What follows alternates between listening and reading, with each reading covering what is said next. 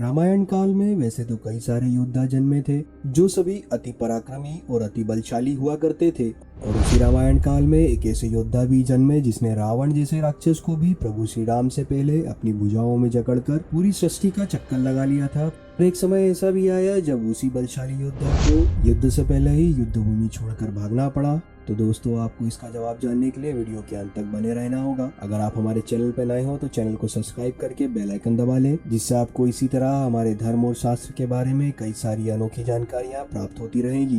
दोस्तों, हम बात कर रहे हैं किष्किंधा नरेश, किष्किंधा के राजा महाराज बाली के बारे में। तो चलिए पहले थोड़ा सा बाली के किरदार पर नजर डालते हैं। बाली किष्किंधा के राजा सुग्रीव के भाई वानर श्रेष्ठ वृक्ष के पुत्र, वैसे वाली देवराज इंद्र के धर्मपुत्र भी कहलाते हैं। और बाली को अपने धर्मपिता से एक स्वर्णहार प्राप्त हुआ था। वैसे यह हार अपने आप में ही बहुत शक्तिशाली था। जब कभी कोई भी प्रतिद्वंदी अगर बाली से युद्ध करने के लिए आता तो उसी समय स्वर्णहार की शक्तियां बाली को अपने प्रतिद्वंदी की आदि शक्तियां प्राप्त करवा देता था, जिससे बाली की शक्तियां पहले से और भी बढ़ जाती और सामने वाले प्रतिद्वंदी की शक्तियां पहले से कम हो जाया करती थी। और यही एक कारण था जिस वजह से बाली के सामने सारे प्रतिद्वंदी निश्चित ही हार जाया करते थे और उन्हें अपना सर झुकाना पड़ता था। पर क्या आप जानते हैं कि इतने अद्भुत शक्तियों के बाद भी एक ऐसा दिन आया जब बाली जैसे महाबली योद्धा को भी युद्ध लड़ने से पहले रणभूमि छोड़कर भागना पड़ा।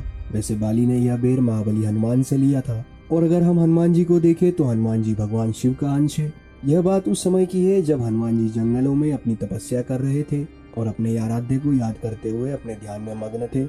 वहीं बाली, जिसने लगातार कई सारे युद्ध जीत लिए, वह अपनी ताकत के नशे में इतना चूर हो गया कि वह लोगों को डराते हुए उस वन में आ पहुंचा जहां पर महाबली हनुमान अपनी तपस्या में लीन थे। बाली, जो कि अहंकार में चूर, वो पूरी दुनिया को ललकारने लगा और कहने लगा किसी में दम है जो मुझसे बेर ले पाए। और वह चिल्ला चिल्ला कर पूरी सृष्टि को बता रहा था कि मुझसे कोई भी जीत नहीं सकता। इसी वजह से जब बाली अपने मार्ग में आगे चलने लगता है, अपने राह में आने वाले सारे पेड़ पौधों को नष्ट करता गया। वहीं उसी वन में कुछ दूरी पर बैठे महाबली हनुमान, जो कि श्री राम नाम का जाप कर रहे थे, बाली के हड़कंप मचाने की वजह से उनकी तपस्या में विघ्न उत्पन्न होने लगा। पर महाबली, जो कि प्रभु श्री राम का जाप कर रहे हैं, इसलिए वह बड़े प्रेम पूर्वक बाली से कहे, महाराज, आप अति बलशाली हैं, आपसे कोई भी बेर नहीं ले सकता। पर आप जो यूं पूरी सृष्टि में हल्ला मचा रहे हैं, इससे आप क्या सिद्ध करना चाहते हैं? इन बातों को सुनकर बाली बहुत ज्यादा क्रोध में आ जाता है और इसी क्रोध में आकर उसने महाबली हनुमान जी को चुनौती दे दी और अपने साथ युद्ध करने को ललकार दिया। पर महाबली हनुमान, जो कि राम की भक्ति कर रहे थे, इसलिए उन्होंने बाली से युद्ध करने के लिए मना कर दिया। पर बाली अपने अहंकार में महाबली को कहने लगता है, हे वानर, तू जिस मानव की इतनी भक्ति कर रहा है, मैं उसे भी पराजित कर सकता हूँ। मैं सबसे बलशाली हूँ। पर पूरी दुनिया इस बात से भली भांति अवगत है कि जब भगवान श्री राम पर किसी ने उंगली उठाई तो हनुमान जी ने उसे वहीं पर नष्ट कर दिया। हनुमान जी इतने शांत स्वभाव के थे कि उन्हें कोई भी कुछ भी कह देता तो वह हंसते हंसते उस बात को टाल दिया करते थे। किंतु बाली यहाँ पर भूल कर बैठता है और उनके आराध्य भगवान श्री राम के बारे में बहुत सारे गलत शब्दों का उपयोग करता है, जिस वजह से हनुमान जी क्रोधित हो जाते हैं और बाली की चुनौती को स्वीकार कर लेते हैं। अब ये युद्ध होने वाला था या फिर महायुद्ध, ये तो हमें आगे ही पता चलेगा।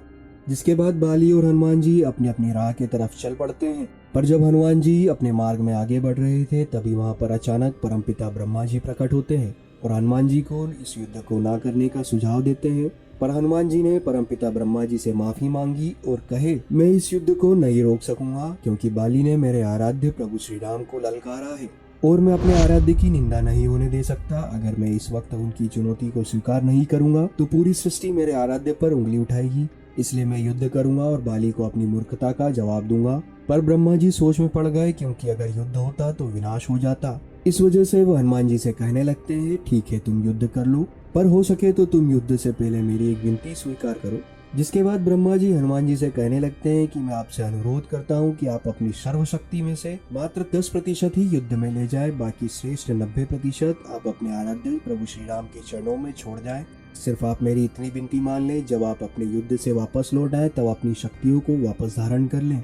जिसके बाद हनुमान जी परमपिता ब्रह्मा जी की बात को मान जाते हैं। दूसरे दिन सूर्योदय की पहली किरण के साथ ही युद्ध भूमि पर जाने के लिए अपने मार्ग पर आगे बढ़ जाते हैं। जहां पहुंचकर बाली जो हनुमान जी के सामने खड़ा हुआ, तभी बाली के धर्मपिता इंद्र के द्वारा प्राप्त हुए स्वर्णहार की वजह से हनुमान जी की सारी शक्तियां बाली के अंदर समाहित होना शुरू हो जाती है। पर जब बाली के अंदर असीम शक्तियां समाहित होने लगती है, जिससे बाली को ऐसा प्रतीत होने लगता है कि उसके अंदर कई सारी शक्तियों का एक असीम समुद्र समाने लगा है। जिस तरह समुद्र भी बहुत विशाल है, उसी तरह बाली का शरीर भी विशाल होने लगता है। पर कुछ ही क्षणों के पश्चात बाली अपने नसों को फूलते हुए देखता है और उसे ऐसा ज्ञात होने लगता है कि कुछ ही पलों में उसके शरीर की सारी नसें फट जाएगी, जिससे उसका भी अंत हो सकता है। तभी अचानक से युद्ध के बीच में परमपिता परमेश्वर ब्रह्मा जी वहाँ पर प्रकट हो जाते हैं और बाली से कहते हैं, अगर तुम्हें अपना जीवन प्यारा है और तू अगर इस धरती पर और भी अधिक जीना चाहता है तो इसी क्षण हनुमान जी से कई कोस दूर चले जा, नहीं तो इस असीम शक्ति को तुम्हारा शरीर झेल नहीं पाएगा और तुम्हारा यहीं पर अंत हो जाएगा। जिसे सुनकर बाली अचंभित हो जाता है और उसे कुछ समझ नहीं आता, क्योंकि वह अपने आप को सबसे शक्तिशाली मानते आ रहा था। पर बाली अभी कुछ समझ नहीं पाता, पर यह जानता है कि अगर ब्रह्मा जी युद्ध के बीच में प्रकट हुए और अगर उन्होंने कुछ कहा तो इसका स्वतः ही, इसलिए वह बिना समय बिताए वहां से भागने लगता है। तभी वहां पर परमपिता ब्रह्मा जी प्रकट होते हैं, जिसके बाद ब्रह्मा जी बोले, बाली तुम स्वयं को इस धरती का सबसे शक्तिशाली समझते हो, पर तुम और तुम्हारा शरीर हनुमान की शक्तियों में से तनिक भर भी शक्तियां अपने अंदर समाहित नहीं कर पाया और तुम अपने आप को इस संसार का सबसे शक्तिशाली मानते हो। जब तुमने अपनी मूर्खता की वजह से हनुमान को ललकारा, तब अगर वो अपनी शक्तियों के साथ तुम्हारे सामने प्रकट होता तो तुम्हारा स्वतः ही अंत हो जाता। जिसके बाद बाली को एहसास होने लगता है कि उससे बहुत बड़ी भूल हो गई है। बाली परमपिता ब्रह्मा जी से क्षमा मांगता है और महाबली हनुमान जी के पास पहुंच जाता है। मैं अपनी भूल को स्वीकारता हूँ और आपसे क्षमा मांगता हूँ। और इसी के साथ हनुमान जी और बाली के बीच होने वाले इस घमासान युद्ध को ब्रह्मा जी ने आकर रोक दिया। और इसी के साथ हमें यह भी शिक्षा मिलती है कि हमें अपनी शक्तियों और अपनी बुद्धि पर कभी भी घमंड नहीं करना चाहिए, क्योंकि घमंड हमेशा विनाश की ओर ले जाता है।